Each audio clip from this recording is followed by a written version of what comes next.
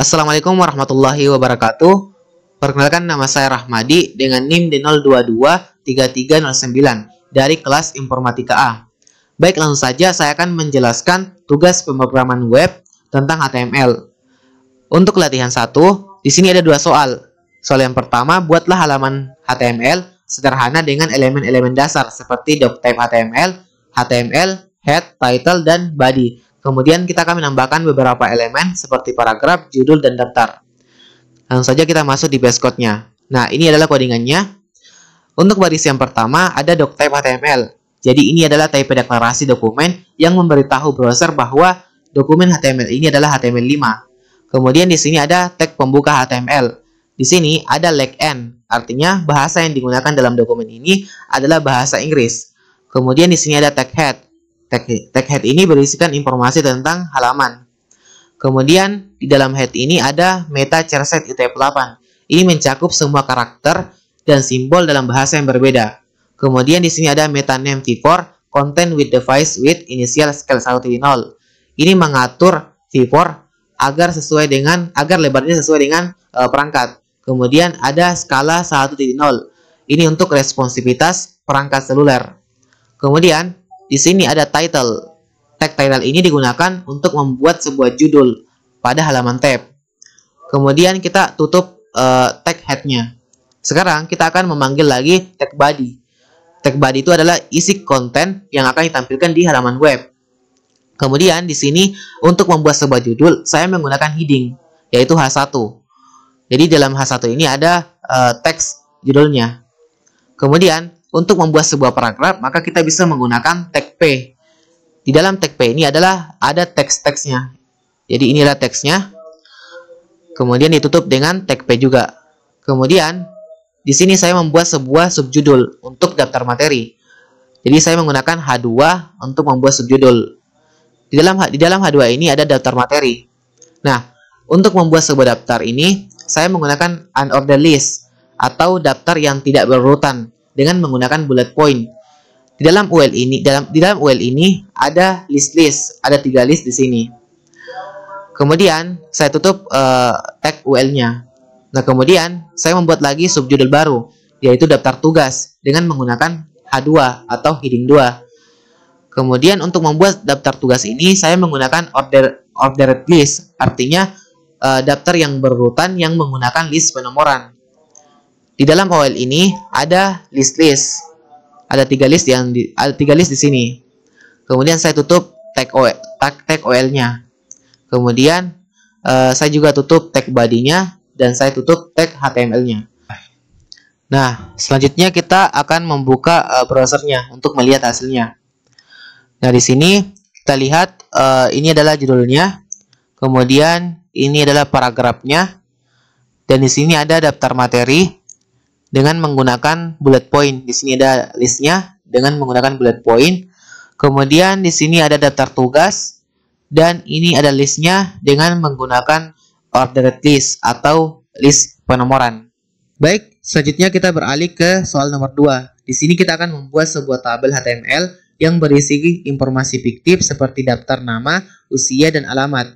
Gunakan elemen-elemen seperti tabel, tr, th, dan td. Kita langsung saja masuk di VS Code-nya. Nah, ini adalah codingan soal nomor 2. Untuk baris 1 dengan sampai 7 sudah saya jelaskan di soal nomor 1. Selanjutnya saya akan langsung saja masuk di bagian bodinya. Di sini ada tag tabel. Tag tabel ini digunakan untuk membuat sebuah tabel di halaman web. Di sini ada border sama dengan 1. Artinya kita akan menambahkan batas sebesar 1 pixel di antara sekeliling tabel dan di antara sel-selnya. Kemudian ada cell spacing sama dengan 2. Jadi di sini kita akan mengatur jarak antar sel sebesar 2 pixel. Kemudian ada cell padding sama dengan 8. Ini kita akan menambahkan batas ruang atau spasi dalam sel sebesar 8 pixel. Kemudian kita akan membuat sebuah baris dalam tabel dengan menggunakan tag tr. Di dalam tag tr ini ada 3 th. Jadi th itu adalah kita akan membuat sebuah cell header. Dan biasanya cell header itu ditandai dengan huruf yang tebal. Kemudian kita menutup elemen tr. Sekarang kita akan membuat baris tabel yang baru dengan menggunakan tr. Nah, di dalam tr ini ada td. Td itu adalah sebuah tag yang digunakan untuk membuat sel data. Jadi datanya ini sesuai dengan yang ada pada sel header ini.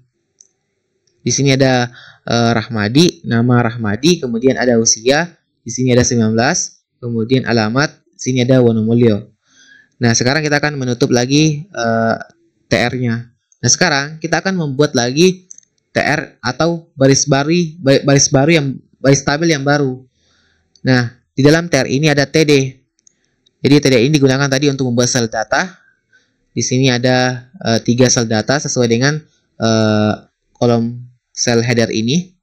Di sini ada nama Ihsan, di sini usia 21, kemudian alamat, terus Polowali. Kemudian kita menutup tag tr, kemudian kita tutup tag tabel, kemudian tutup tag body, kemudian kita tutup tag HTML. Nah, sekarang kita lihat hasilnya di browser.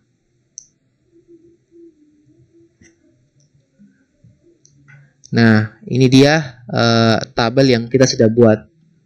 Di sini ada nama, usia, alamat. Di sini ada sel headernya, kemudian ini adalah sel datanya. Selanjutnya saya akan mengerjakan latihan yang kedua. Di sini kita akan membuat sebuah HTML tentang penggunaan gambar dalam tabel.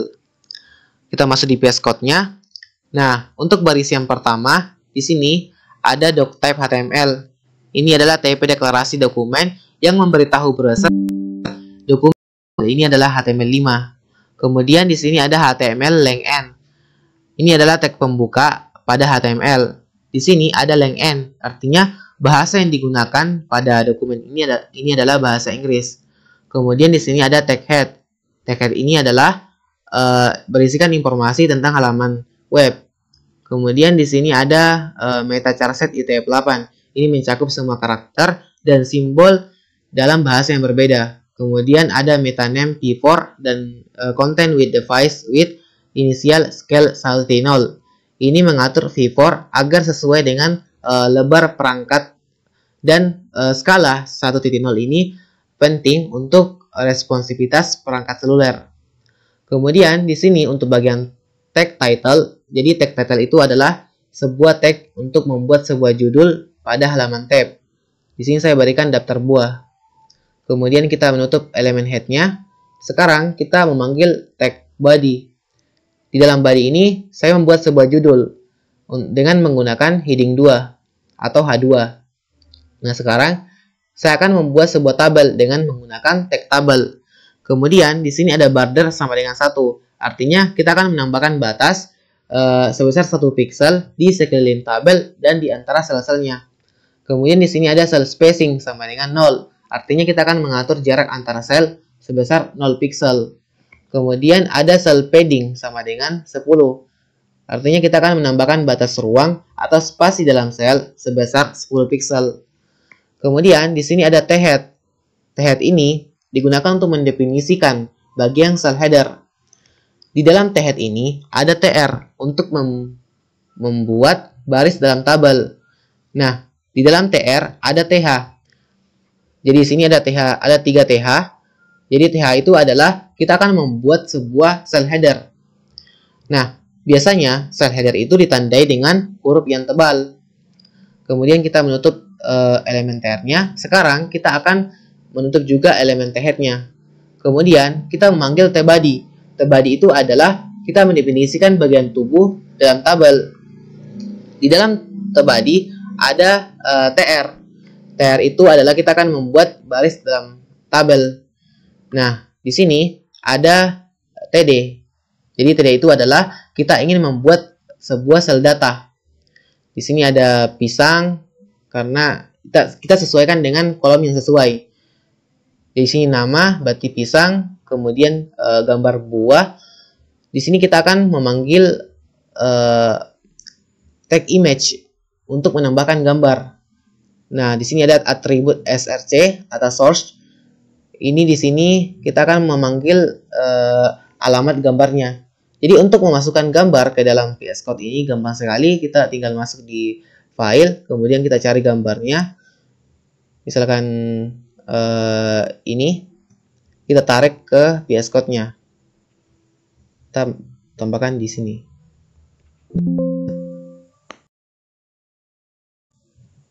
Nah, kemudian ini ALT, ini untuk menjelaskan tentang gambar ini. Jadi gambar pisang, ini kan gambar pisang. Kemudian di sini ada width atau lebarnya itu sebesar 200 pixel. Nah, kemudian di sini ada untuk deskripsinya. Jadi untuk kolom ini digunakan untuk mendeskripsikan bahwa makanan ini berasal dari pisang. Kemudian kita menutup elemen tr. Sekarang kita akan membuat sebuah baris dalam tabel yang baru. Di sini ada td. Td itu adalah sel datanya. Di sini ada alpukat. Kemudian kita akan untuk kolom yang kedua ini kita akan memanggil lagi tag image untuk menambahkan gambar di dalam tabel dengan menggunakan atribut source dan memanggil alamat dari gambarnya. Kemudian kita akan memberikan keterangan pada gambar dengan menggunakan atribut alt. Kemudian kita akan atur width-nya atau lebarnya sebesar 200 pixel. Nah, ini untuk deskripsinya, yaitu makanan yang disukai anak-anak. Kemudian kita tutup elemen tr. Nah, sekarang kita akan membuat lagi baris tabel yang baru, yaitu untuk mangga. Jadi ini adalah sel data untuk mangga. Di sini kita memanggil tag image untuk menambahkan gambar mangga dengan memanggil atribut source, dan di sini ada kita masukkan alamat gambar mangga tersebut. Kemudian di sini ada alt, ini untuk menjelaskan bahwasannya gambar ini adalah gambar mangga. Kemudian di sini ada width, ini untuk mengatur lebarnya agar sesuai dengan yang kita tentukan, yaitu sebesar 200 pixel. Kemudian di sini untuk deskripsinya ada makanan enak. Kemudian kita tutup elemen tr, kita tutup juga body, tutup tabel, tutup body, kemudian tutup HTML. Sekarang kita akan melihatnya di browser.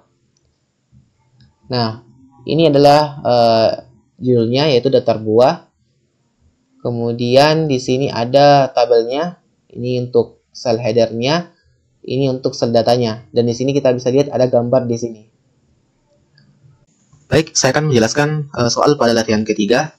Jadi di sini kita membuat sebuah halaman web menggunakan tag HTML yang berisi formulir pendaftaran dengan isian nama, alamat, tempat, dan tanggal lahir, asal sekolah, program studi yang dipilih, yaitu teknik informatika, teknik industri, teknik mesin, dan pesan singkat, serta satu tombol submit.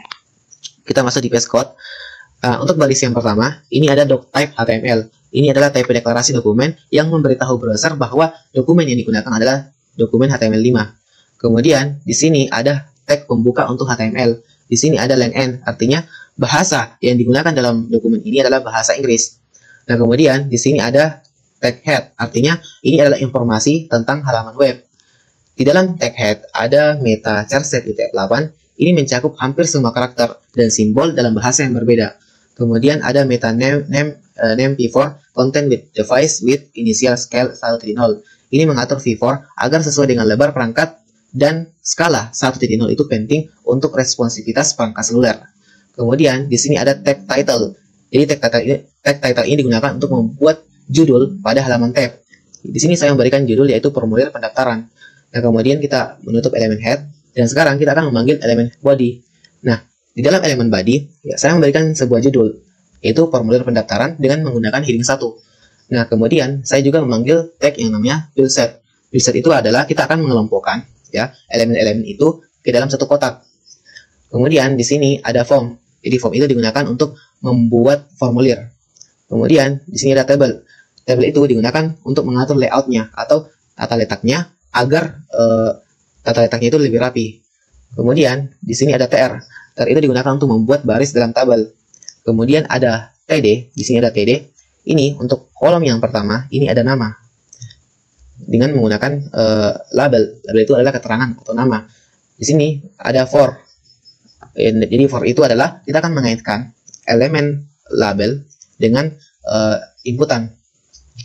Kemudian di sini ada kolom yang kedua, itu titik 2, kemudian kolom yang ketiga ada kolom untuk input. Inputnya itu berupa type-nya itu adalah teks. Nah, namanya itu pengguna, kemudian ID-nya adalah user. Jadi ID itu untuk mengidentifikasi elemen. Nanti ID itu akan terhubung dengan for. Jadi ketika kita mengklik label nama ini, maka dia akan langsung menuju ke kolom inputannya. Karena for dengan ID itu saling terhubung. Dengan syarat ini namanya sama. Ini kan sama-sama user. Nah, sekarang kita akan menutup elemen tr dan kita akan membuat baris tabel yang baru dengan memanggil tr-nya lagi. Nah, sekarang untuk kolom ini, untuk kolom yang pertama kita akan memanggil label. Labelnya itu adalah alamat. Jadi for-nya itu kita kasih nama alamat. Kemudian untuk kolom yang kedua kita kasih titik 2. Untuk kolom yang ketiga kita akan membuat sebuah drop down atau kita mau memilih kita memilih opsi. Untuk membuat sebuah drop down dalam HTML kita menggunakan text select. Jadi di sini kita menggunakan text select, nama itu alamat, kemudian ID-nya itu alamat. Jadi di sini lagi-lagi dia menggunakan ID. Nanti ID-nya itu akan terhubung ke for. Jadi ketika kita mengklik label alamat, maka dia akan langsung menuju ke drop down-nya. Nah, di dalam select ini ada beberapa opsi dengan menggunakan tag option. Nah, di sini ada pilih, ada Banggai Timur, Pambuang, Malunda, Ulumanda, dan Sedana. Kemudian kita tutup elemen select ini, kita tutup juga elemen TD, kita tutup juga tag TR ini. Nah, sekarang kita akan membuat lagi baris yang baru dengan menggunakan TR. Di dalam TR itu ada beberapa kolom. Nah, ini untuk kolom tempat lahir. Nah, ini ada for tempat lahir. Kemudian di sini untuk kolom yang kedua ada titik 2. Untuk kolom yang ketiga, kita akan membuat sebuah inputan. Inputannya itu berupa teks. Namanya itu tempat lahir dan ID-nya itu adalah tempat lahir. Jadi untuk ID tempat lahir ini pasti akan sama dengan for pada label di tempat lahir ini. Kenapa? Karena ketika kita mengklik label pada tempat lahir, maka dia akan langsung menuju ke kolom inputannya. Kemudian kita tutup TR. Kita akan membuat sebuah baris tabel yang baru dengan menggunakan TR. Nah, di dalam TR itu ada kolom. Ada 3 kolom di sini. Jadi di sini ada kolom pertama itu adalah label. Label ini kita tandai dengan for atau atribut for-nya itu adalah TL. Kemudian untuk kolom yang kedua itu kita berikan titik 2. Kemudian untuk kolom yang ketiga kita isi dengan inputan. Inputnya itu berupa type date. Artinya inputannya nanti itu akan berisi kalender. Kayak akan keluar kalender. Kemudian di sini namanya TL dan ID-nya itu adalah TL. Jadi ID ini akan terhubung dengan for. Artinya ketika kita mengklik label tanggal lahir ini, maka dia akan langsung menuju ke kolom pada inputan type date ini. Nah, sekarang kita menutup TR lagi, kita membuat lagi baris tabel yang baru untuk asal sekolah. Nah, untuk kolom ini ya, untuk kolom yang pertama ada label. Labelnya itu for asal sekolah. Jadi nama for-nya itu asal sekolah. Kemudian untuk kolom yang kedua itu ada titik 2. Dan untuk kolom yang ketiga kita akan membuat sebuah input berupa radio. Jadi input radio itu merupakan sebuah input yang dimana kita hanya dapat memilih satu opsi dari beberapa opsi yang tersedia. Begitu. Nah, di sini untuk yang pertama ini ada namanya itu asal sekolah, kemudian ID-nya itu SMA 1. Nah, untuk labelnya di sini for-nya itu SMA 1. Jadi for ini saya samakan dengan for yang ini, ID yang ini, supaya ketika saya mengklik label SMA 1 Majene ini, maka dia akan langsung menuju ke kolom inputan radionya. Begitupun juga dengan input untuk SMA 2 Majene, kemudian SMA 3 Majene dan SMA 4 Majene. Begitu. Kemudian di sini juga kita menutup elemen TD, kita tutup juga elemen TR. Nah, sekarang kita akan membuat lagi baris yang baru dengan menggunakan tag TR. Di dalam TR itu ada TD, ada kolomnya sini. Nah, untuk kolom yang pertama, kita akan memanggil label. Labelnya itu for study 1, namanya itu study 1. Nah, di sini, untuk kolom yang kedua, kita buat lagi titik 2. Dan untuk kolom yang ketiga, kita buat lagi inputan berupa checkbox. Jadi, checkbox itu adalah sebuah type yang dimana kita dapat memilih beberapa opsi dari opsi yang tersedia. Dan simbolnya itu ditandai dengan kotak, centang. Beda kalau radio itu menggunakan menggunakan bundar atau lingkaran bundar. Kalau checkbox itu menggunakan centang. Nah, di sini untuk input type checkbox, namanya itu kita kasih studi 1, kemudian ID-nya informatika. Nah, untuk labelnya pada port di sini kita juga kasih informatika. Kenapa? Karena ketika kita mengklik label teknik informatika, maka dia akan langsung menuju ke kolom inputan pada checkbox. Maka checkbox itu akan langsung tercentang. Begitupun juga dengan teknik industri dan teknik mesin. Kemudian kita menutup elemen TD, kita tutup juga elemen TR, dan kita membuat sebuah baris yang baru, yaitu untuk pesan. Nah, ini untuk kolom yang kolom 1 kita panggil label, formnya itu pesan. Kemudian untuk kolom yang kedua kita panggil T2, dan untuk kolom yang ketiga kita akan memanggil text area. Jadi text area itu adalah sebuah teks atau sebuah inputan teks untuk membuat area multi baris. Nah, di dalam text area ini ada nama, yaitu komentar, kemudian ID pesan. Jadi lagi dan lagi ID ini akan terhubung dengan for yang di sini. Supaya ketika kita mengklik label pesan, maka dia akan langsung menuju ke kolom inputan pesan tersebut. Nah, sekarang ada rows. Ini adalah jumlah barisnya. Di sini ada 10 baris. Kemudian untuk choose ini ada jumlah kolomnya. Nanti sini ada 50 karakter. Kemudian di sini ada placeholder-nya. Jadi placeholder itu adalah kita dapat memberikan petunjuk di dalam kolom inputan itu. Misalkan di sini saya memberikan petunjuk bahwa namanya itu catatan Anda. Kemudian kita tutup text area. Nah, sekarang kita juga tutup TD, kita tutup TR. Kemudian di sini kita buat lagi untuk baris pada input submit. Jadi di sini kita membuat sebuah input bertype submit, value-nya itu adalah submit.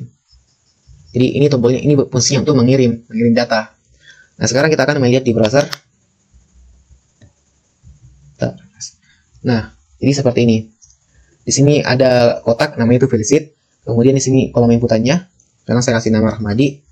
Nah, ketika kita mengklik label ini, maka dia akan langsung menuju ke kolom inputan. Karena tadi kita menggunakan for dengan ID. Kemudian ketika kita mengklik alamat, maka dia akan langsung, ketika kita mengklik alamat, dia akan langsung menuju ke drop-down-nya. Di sini ada beberapa opsi yang tersedia. Kemudian untuk tempat lahir, ini TP-nya teks, ya. Nah, kemudian untuk tanggal lahir di sini menggunakan TP date, artinya dia akan muncul kalender. Kemudian untuk asal sekolah, di sini saya menggunakan type radio, jadi kita hanya bisa memilih satu opsi saja. Dan di sini ada program studi menggunakan checkbox, artinya kita dapat memilih beberapa opsi dari opsi yang tersedia. Nah, kemudian di sini ada pesan, kita bisa memasukkan pesan. Kita isi dulu.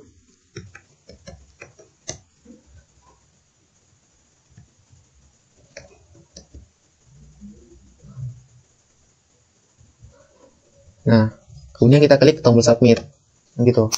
Baik, itulah tadi video penjelasan dari saya. Semoga ada manfaatnya. Kurang dan lebihnya mohon dimaafkan. Assalamualaikum warahmatullahi wabarakatuh.